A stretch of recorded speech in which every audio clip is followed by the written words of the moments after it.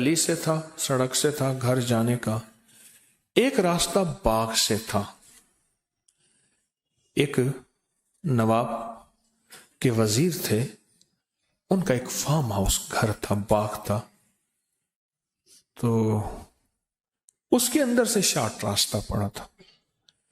گرمیوں میں 9:15 بجے عشاء ہوئی. 9:15 بجے عشاء کے بعد کچھ ذکر ہوا اور ذکر کرتے کرتے 10 بج گئے. اب میں 10 گھر جا رہا ہوں. اماں جو ہے رحمت اللہ علیہ انتظار کر رہی طارق آئے گا، اور رات کو میں نے دودھ پینا تھا، بس اماں لے کے بیٹھی. اب میں جب آگے گیا نا تو مجھے اماں کی آواز آئی رحمت اللہ علیہ. میں نے ادھر دیکھا، میری اماں کی آواز آئی، طارق طارق جلدی آ، اس طرح کی آواز.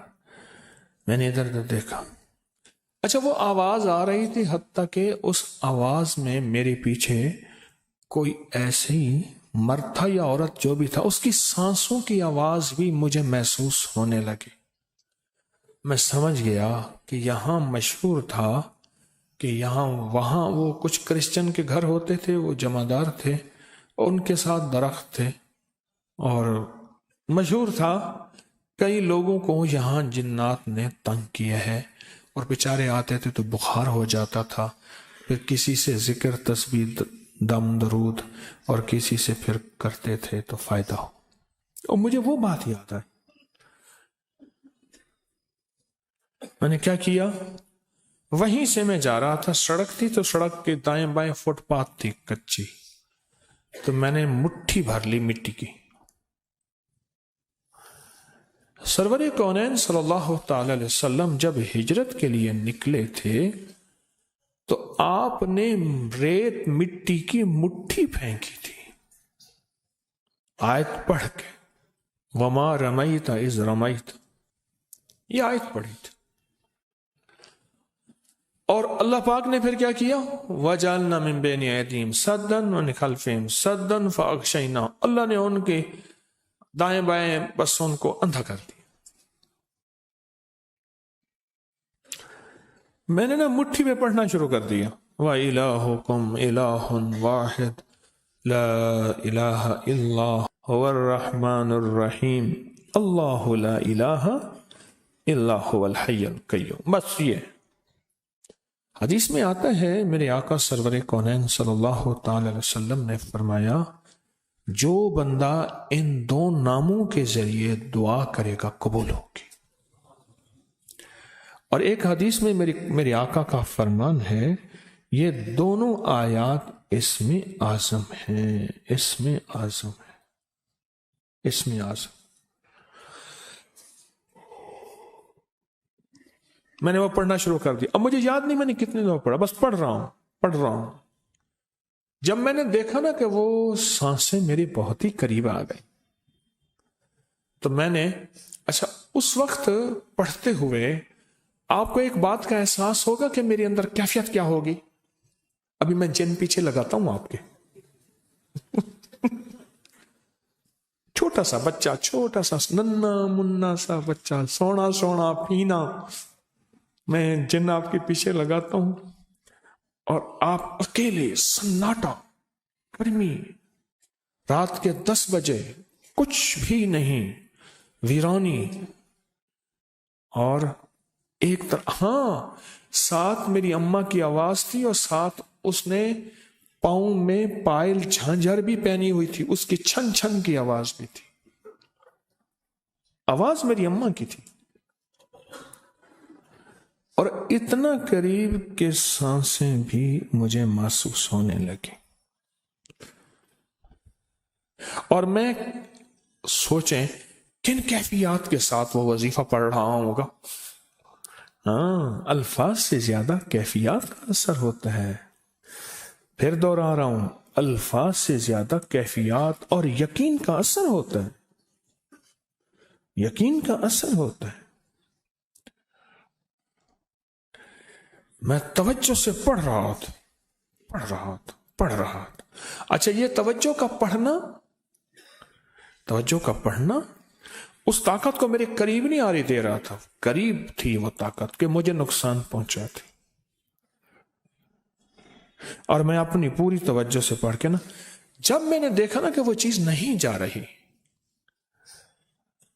تو میں نے ایسے جو ہے نا، میں نے مٹھی پہ ماری پھونک اور اپنے سر کے پیچھے سے ایسے مٹھی پھینکی، جو چیخیں تھی. اچھا پتا چلا وہ چیخ ایک نہیں تھی، بندہ ایک نہیں تھا، وہ پورا گروہ تھا، پورا گروپ تھا. ایسے چھیڑ چھاڑ، جاتے بندے کو چھیڑ چھاڑ. اب طارق سے شغل شروع ہو گیا. اب طارق کامل نہیں تھا، اللہ کا نام کامل تھا. یہ طارق کی کرامت نہیں ہے، یہ اس کریم کے نام، قرآنی آیات اور اسم اعظم کی کرامت ہے. یہ میری کرامت کہاں ہے؟